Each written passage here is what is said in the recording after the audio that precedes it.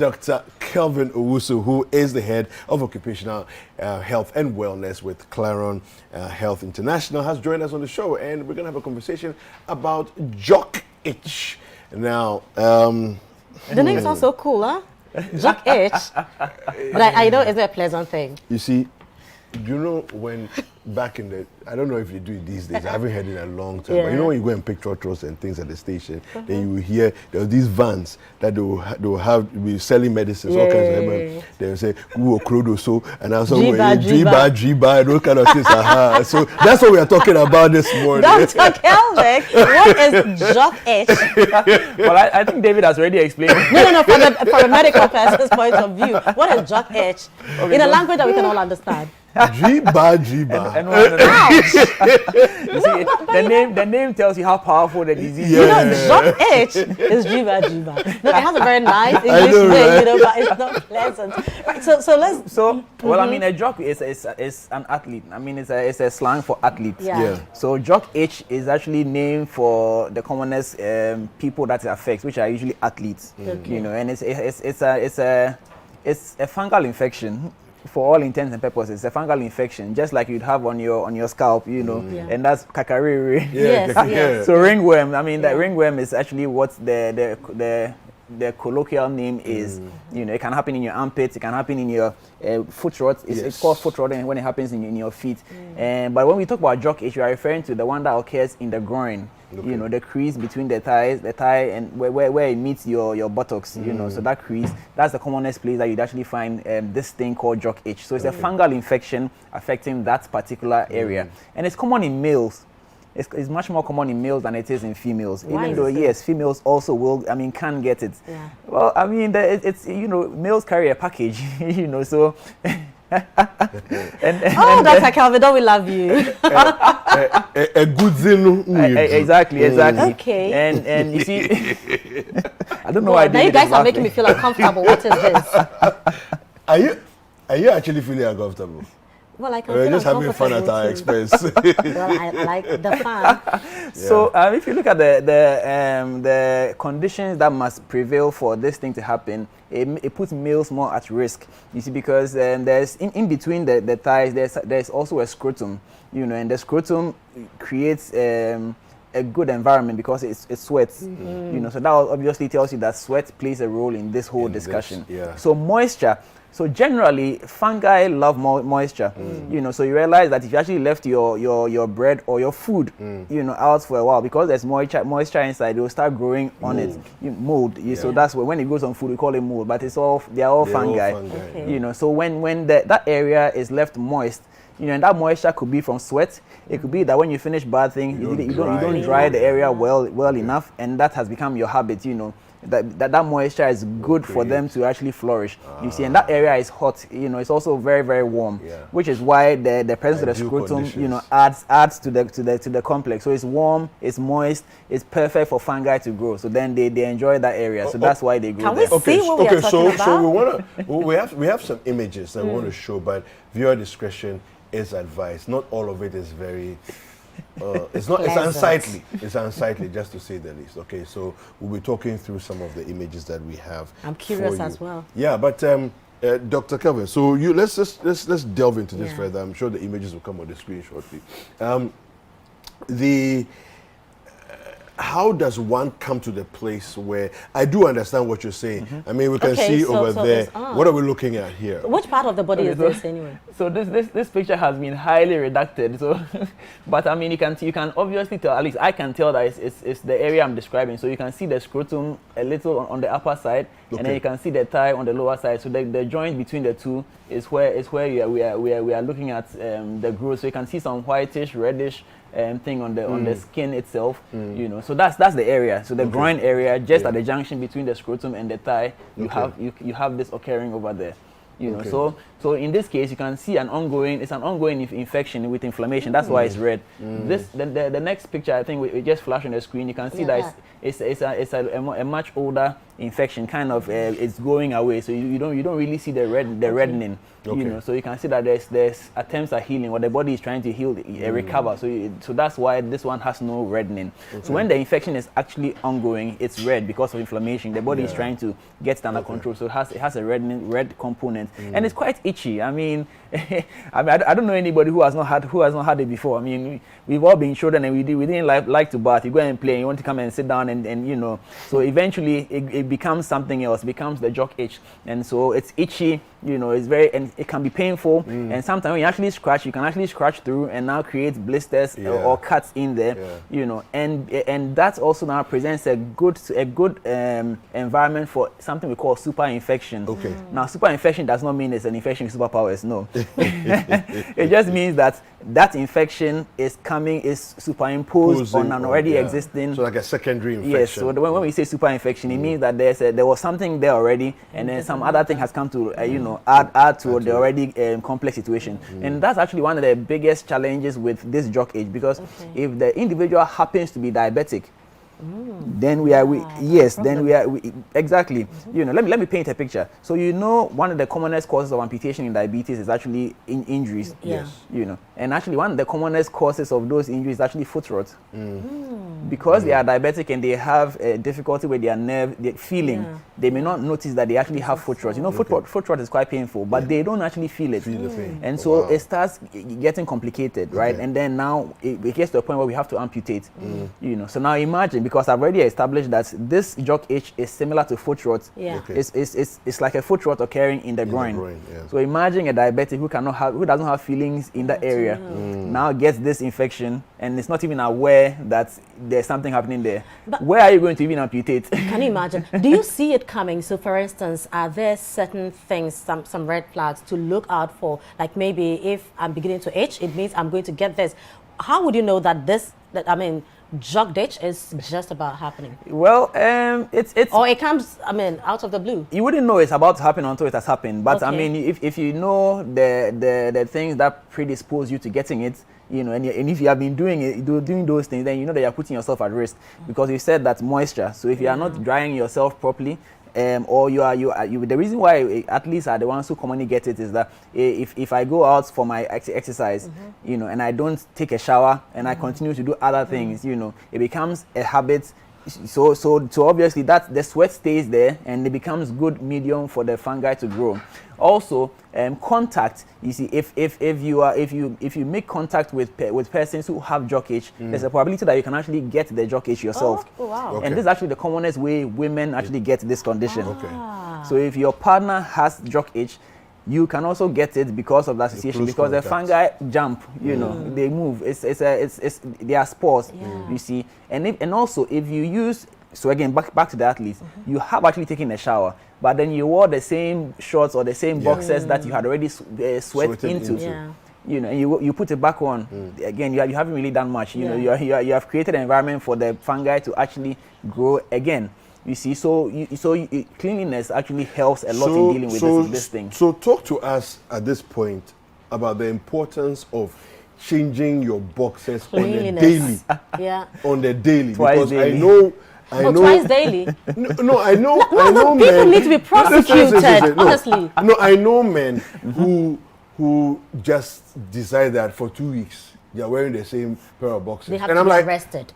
Yeah. Because that is a pandemic. Who's going to arrest them? That's the issue. Their girlfriends should report them. To who? Their wife should report to them. the FDA or the... This is a health hazard, you know. This is a health... I mean, it's so this is actually part of the reason why men are more at risk than women in this particular discussion that we are having. Because men are more likely to repeat their clothing. I mean, I know, I had mates who actually would wear one box until the thing actually tears apart. Like crazy. That's they have just one. They wear it until it gets spoiled, you know. So yes, it's very, very, very, very. And they have girlfriends. Well, you and I were not there. How many boxers do you have? I don't get. I have like 20. But I mean, the ideal thing is to change your boxes. At least once a day, you must change. You must change your boxes. I mean, preferably twice a day. But if you don't do at all, as we say in Chihuahua, cry, then once. No, but wait, hold on. When you say twice a day, what do you mean? So at what point and at what point? So you're supposed to you take your bath twice a day at least. And so when you take your bath, that's what you mean. Don't often do that. So but you don't. In the morning you wear a fresh pair. In the night you wear a fresh pair. But do you need boxers in the night? Well, you actually don't need boxers in the night. I mean, it's you know. Free range. Man from You got it? But you know, talking about boxers and health issues. Yes. How often do you, for instance, need to change your towel? How often do you need to change your sponge? Has this got to do with anything? I think, you see, these are, of course, they are financial decisions actually, but it's also more an issue of how you actually treat it. So you should actually, ideally, I mean, as they do in the hotels, you wash your towel at least every 2 or 3 days, you know. Okay. But again, that's a cost that many people cannot afford. So at least every week you should change your towel, or at least wash it and dry it. You see, the sun does magic when it comes to fungi. Okay. And it's the same with women when you talk about candidiasis, because they are all in the same family. Yeah. The sun does magic. So whether you are male or female, anything that is intimate, any clothing that is intimate, you need to dry it in the sun. Okay. There's a culture we have in our upbringing that we actually hang our intimate things indoors. Inside. When you do that, you end up reinfecting yourself over and over again, because the fungi love damp. Okay. So anything that is damp, they are in there. You see, let me back it up a bit. Sure. Fungi spores are in the air. They are everywhere. Okay. They are looking for a place to settle. Okay. So once the environment is conducive, they will settle. Okay. So if you wash your underwear, whether you are male or female, and you hang it in the bathroom of all places, remember that you've just bathed hot water, so there's already steam in the air. So you have actually created an environment for the fungi to flourish. So they are in that underwear. So now when you come back, you pick that underwear and you wear it. What you are doing is that you are now taking the fungi back into your body. So if you are female, then you're putting yourself at risk of candidiasis. If you are male, you're putting yourself at risk of Jock Itch. So it's interesting that you say someone who says, but I haven't, when I think about it, I haven't been anywhere I haven't been to any public toilets, you know, that are dirty, filthy, whatever, but I have this, you know, itch and this infection. Where is it coming from? Yeah, so it could be from your clothes. It is from your clothes. You are actually reinfecting yourself. You are more likely to catch these things through your own activities than from a public toilet. Of course, you have to take all the precautions when you're going to a public toilet, but the probability of you getting a fungal infection is higher based on how you treat your intimate clothing. So at least hang them in the sun, direct sun actually. You know, let the sun, because the sun, the ultraviolet ray will actually kill the spores. You know, so put them in the sun. If you don't have sun, then the next best thing is to iron it. You know, obviously that's also another cost. So why not just leverage on the sun? So the same goes for the towel. So you need to wash it and hang it in the sun. Or every time you actually use it, you need to hang it in the sun because it's wet. You know, so if you use it to clean yourself, you're going to get infected. And remember, when you shave, for instance, you shave your armpit. Remember, the armpit is also another area that gets very, very moist. You see, so now if you have a towel that already has the spores in it, you've just shaved, because most infections actually happen when you actually shave, because of the small, the micro cuts. So now you actually carry the infection and say, infection, welcome to my body. Come and stay here. You know? But how are you able to tell? You know, now you have Jock Itch, right? Yes. Now you have the rashes. How are you able to tell that, for instance, this is Jock Itch rash, this is maybe herpes, this is that, this is that? How can you tell? Okay, so by their location, you shall know them. Yes. Because other rashes would also happen at that same place, right? So usually the Jock Itch, classic Jock Itch, because the fungal infection would usually have, and some of the pictures actually show this, they have some raised edges. You know, so that's usually how typical fungal rash would occur. When we used to have kakariri, that's the ringworm in the head. You see that it forms a ring, and then there are ridges around it. So you can actually you can see some elevations over there. You know, so that's the classic thing. But the thing is, most people don't come with a classic, because by the time they come to me in the hospital, they would have tried to apply all sorts of weird concoctions. So by the time they come, it's either been infected, you know, with something else. You see, But then when you talk about, it's not an STI. So Jock Itch is not considered an STI. Herpes it's blistering. Yeah. So you can actually see a fluid-filled blister. You know, so when you see it, you can tell that this is not Jock Itch. And then herpes has a cyclical, it follows a cyclical pattern where it flares up when you are already compromised. So let's say when you're about to have malaria, you're already weak, and then you notice the flare up. You know, so there's no confusion between the two. Okay. You see. But how do you treat it exactly? David needs this. So I didn't say some. You see, David is grandpa, so you have to, you know, you have to be nice. Well, then we are sorry.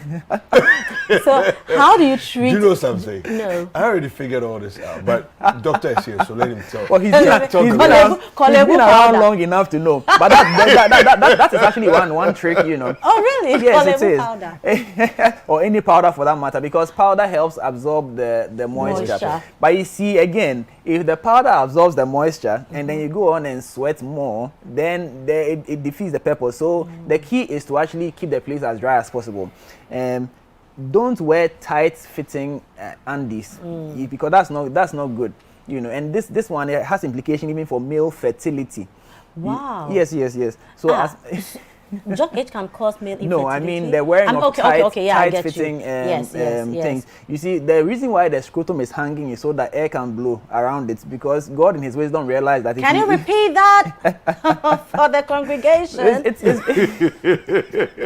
The reason why the scrotum is hanging is so that air can pass around all those areas that air needs to pass. This part? Because I have boys. My children are boys. I want to make sure you protect all Shame on you. Okay. So so if you wear anything that prevents the scrotum from hanging, you are distorting the natural order of things. Cooking it. Yes, you are cooking it. And so the fungi will need to come and fan the flame so that the thing it cooks faster. Exactly, it cooks faster. So make sure that if you bath, you dry the area well.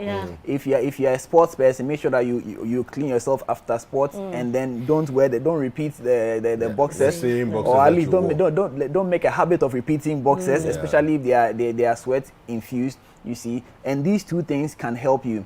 Thankfully, for most people, you don't actually need to necessarily treat the Jock Itch itself. Most people, it goes away gradually by itself. But if you wanted to speed it up, I mean, there are over-the-counter treatments available that you can actually go to a proper pharmacy and look for a proper pharmacist and ask for, and then you get it. If you're not getting help, you can come to the hospital and you get the help that you need. If you are diabetic, it's an extra layer of precaution because, as I've already explained, there's already a predisposition for infection. So you don't want to do wait and see. You want to report to hospital immediately so that if there's any extra help that we need to offer, we will do that. If you are also generally immunocompromised, maybe somebody has, if you're on treatment for, let's say, some cancers, if you have other immunocompromising situations or conditions, you need to take further precautions, you know, because the fungi can open the door to other bigger problems, you see. Will general antifungal creams work? Topical application? They can work. So that's the simple, straightforward answer. But we don't really encourage use of general anything, whether it's general antibiotics or general antifungal. So we don't encourage general thing because that also leads to building up of resistance. Okay. You see, so if you are going to use antifungal, it's better to go with a specific antifungal that targets the particular fungi that we are looking for. In which case, it will actually kill the fungi. Because if you use general, that is. So let me paint a picture of this. So this is why now we are having to use stronger, more expensive antibiotics because we are abusing the old antibiotics. You see, so we don't want to get there with all the other medications. So I don't want to encourage the use of anything general. Fantastic. Thank you very much. No, this has been very helpful. David is speechless. No, I want to say things, but it's morning TV, so we have to be measured. But we want to know. We want to know. Say. Measure whatever you want to say and say it by anyway. No, it's okay. We're good. You're all right? I'm good. Okay. I'm good. Dr. Kelvin, thank you very much. I mean, for further details, how do we find you? Well, I'm active on social media, Kelvin Owusu MD, or you can also follow our clinics page, Claron Health International, and you'll definitely get the help that you are looking for. So those of you who don't change your boxers, you have been wearing the same thing 2 days, 3 days, 4 days. Why? Jock Itch. It's up to you.